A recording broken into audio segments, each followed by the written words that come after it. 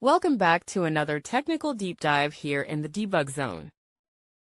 Today, we're tackling a big question and breaking it down with insights from other users. Hopefully, this clears up some misconceptions and helps you get the answer you need. So, buckle up, stay a little curious, and let's jump right in.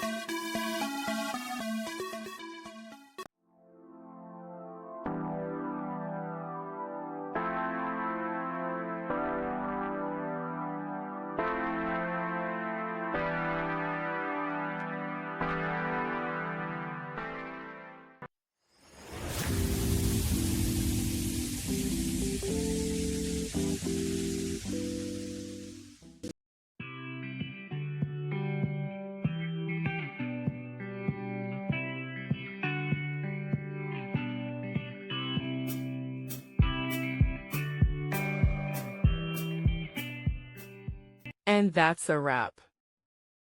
I hope you found the answer you were looking for. If you did, take a second to hit that subscribe button. It really helps out. And let me know in the comments which solution worked best for you. See you next time in the debug zone.